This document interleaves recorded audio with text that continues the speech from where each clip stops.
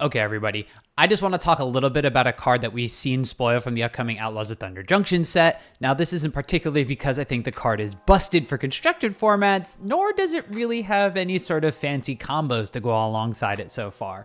But the card I want to talk about today is Tinybones, the Pickpocket.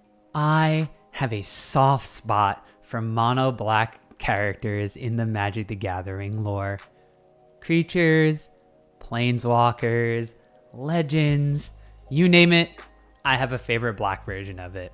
I'm also not a huge Commander player, but when the original Tinybones Trinket Thief was first released, even I had to end up building a deck based around the little guy as my leader. Tinybones lore is also an amazing thing, as his entire lore can be summarized in one blurb from the MTG wiki.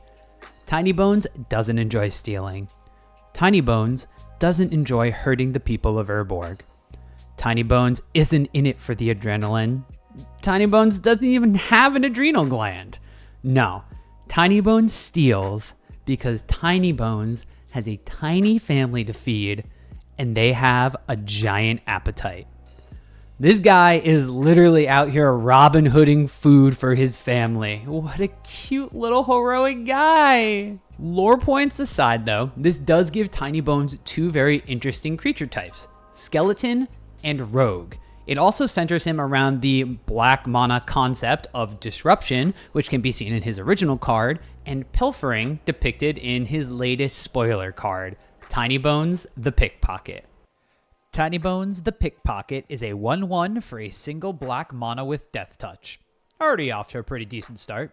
It also has the ability that whenever it deals combat damage to a player, you may cast target non-land permanent card from that player's graveyard, and a mana of any type can be spent to cast that spell. So not only do we get a 1/1 Death Touch, which deems it semi-unblockable early on, but the multiverse's greatest parent or guardian gets the chance to cast anything from an opponent's graveyard so long as it's a non-land permanent. So creatures, enchantments, artifacts, planeswalkers, and even battles are all up for grabs. So how are they going to get into our opponent's graveyard? Well, we're already a black deck, so depending on the format, it'll be easy to play Tinybones alongside Duress and other discard spells. Thoughtseize in Commander and Eternal formats specifically is going to be an all-star with the new Tinybones. Plus, this little guy's going to love things like opposing Mishra's Bauble, since you can just cast that for 0 mana.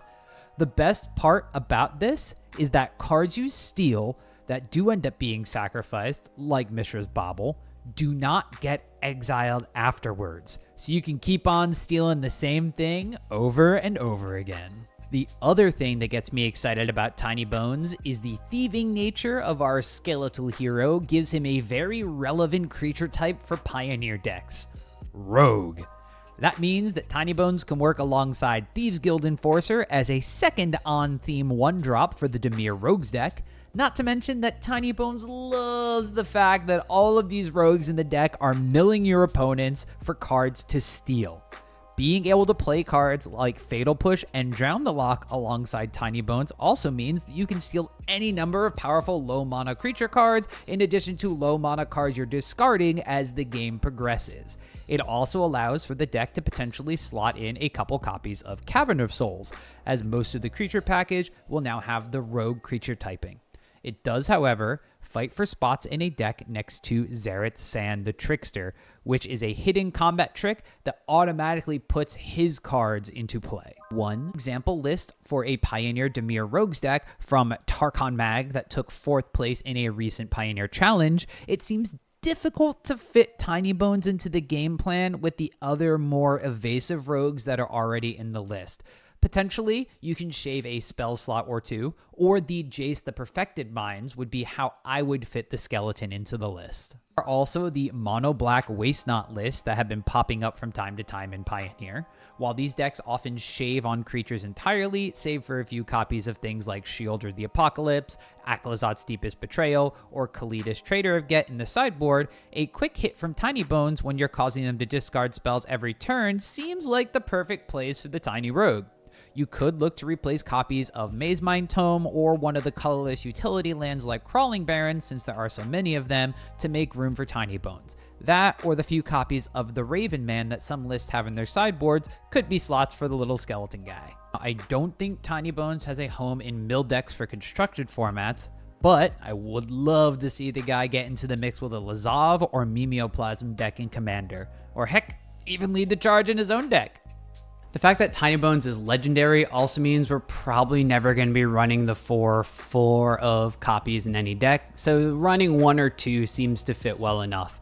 Other weak points of the card are pretty glaringly obvious. It dies to things like Fatal Push, it has 1 toughness, so a stiff breeze can just knock it over in pretty much any format out there, and it doesn't fight the decks that make tokens extremely well.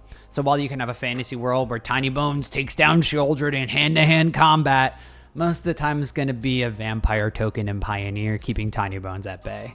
So while I am excited to see one of my favorite characters in the lore getting a more card representation in the game, I'm not entirely sold that this card is extremely powerful or powerful enough for constructed formats at all. However, that's not stopping me from just going out and ordering all the Dimir Rogue cards ahead of the set release, like now. So what do you think? Are you team Tinybones? Let me know what formats you're looking forward to playing them in, and if there are any synergies that I might have missed that you're looking forward to playing Tinybones alongside. As always, make sure to give the video a thumbs up if you enjoyed it, and feel free to tap that subscribe button for more card analysis, deck techs, metagame breakdowns, and general Magic content. See you later.